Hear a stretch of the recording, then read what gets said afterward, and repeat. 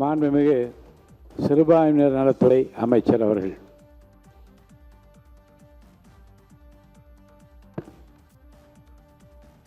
மாண்புமிகு பேரவைத் தலைவர் அவர்களே, மாண்புமிகு முதலமைச்சர் அவர்களே, மாண்புமிகு அமைச்சர் பெருமக்களே, மாண்புமிகு சட்டமன்ற உறுப்பினர்களே,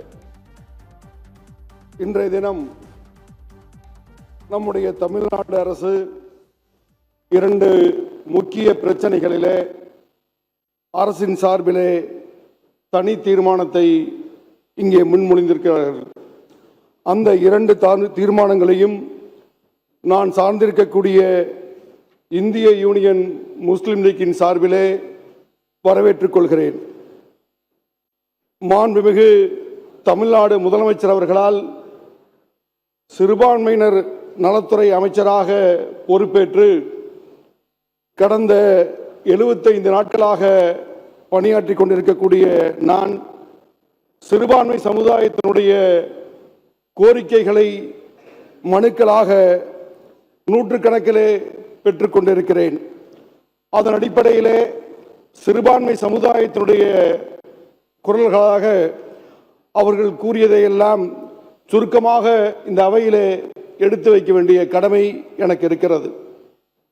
இன்று கொண்டு வரப்பட்டிருக்கக்கூடிய இந்த இரண்டு தீர்மானங்களும் ஏதோ ஒரு குறுகிய வட்டத்திற்குள் சிந்திக்கக்கூடிய தீர்மானமாக இல்லாமல் ஒட்டுமொத்த இந்திய நாட்டினுடைய வளர்ச்சியை பாதிக்கக்கூடிய சட்டமாகவும் மசோதாவும் இது அமைந்திருக்கிறது. இந்திய நாட்டினுடைய மருத்துவர்கள் தமிழ்நாடு அனைத்திலுமே முன்னோடி மாநிலமாக இருக்கிறது.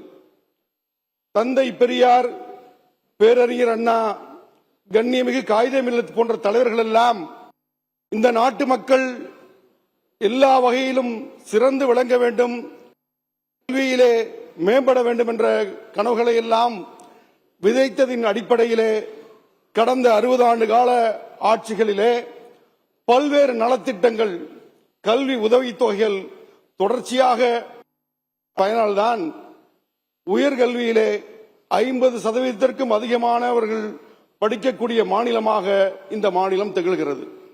இந்த 51% இந்த உயர்கல்வியை தந்தது யார் என்று சொன்னால், அரசு அளித்த பல்வேறு சட்டங்களை நிறைவேற்றிய கல்வி நிறுவனங்கள் யார் என்று சொன்னால், சிறுபான்மை நடத்தக்கூடிய அதிக அளவிலான கல்வி நிறுவனங்கள்.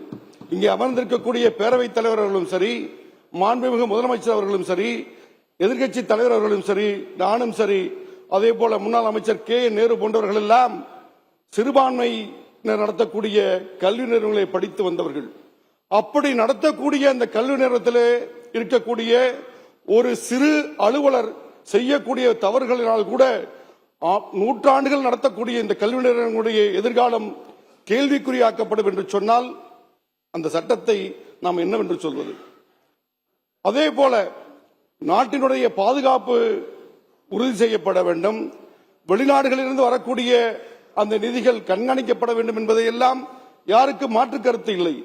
ஆனாலும் ஆண்டாண்டு காலமாக இந்த கல்வி நிலையங்களை நடத்தக்கூடிய, தொண்டு நிறுவனங்களை நடத்தக்கூடிய, மருத்துவமனைகளை நடத்தக்கூடிய, அனாதை இல்லங்களை நடத்தக்கூடியவர்கள் எல்லாம் நடுங்கக்கூடிய அளவிற்கு, இதை அடுத்த கட்டமாக நடத்த முடியுமா என்று கவலைப்படக்கூடிய அளவிற்கு இந்த சட்டத்தை நடைமுறைப்படுத்துவது என்று சொன்னால் அது நாட்டினுடைய வளர்ச்சியை, கல்வியை பாதிக்கும் என்பதை இங்கே அழுத்தம் திருத்தமாக பதிவு செய்ய விரும்புகிறேன். ஒன்றியத்தில் இருக்கக்கூடிய இந்த பாஜக அரசினுடைய நோக்கம் இந்த நாட்டினை வளர்ச்சியை நோக்கி கொண்டு செல்வதா, இல்லை எல்லா வகையிலும் சேவை செய்யக்கூடிய இந்த சிறுபான்மை அமைப்புகளை முடக்குவதா என்ற கேள்வி நமக்குள்ளே எழுகிறது.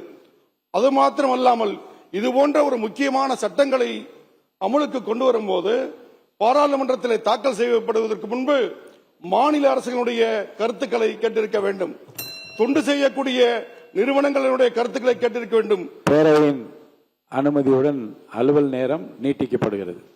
அதுபோன்ற சேவை நிறுவனங்களையோ மாநில அரசுகளையோ கலந்து ஆலோசிக்காமல்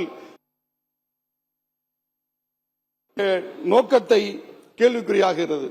அதே போல நீட் தேர்வு குறித்த தீர்மானம் நிறைவேற்றப்பட்டு 2017ஆம் ஆண்டு அன்பு சகோதரி அனிதா அவர்கள் உயிரை மாய்த்துக் கொண்ட போது இந்திய யூனியன் முஸ்லிம் லீக்கினுடைய பெருந்தலைவர் தகைசால் தமிழர் பேராசிரியர் காதர் மொய்தீன் அவர்கள் ஆறுதல் கூறி வரச் சொன்னார்கள்.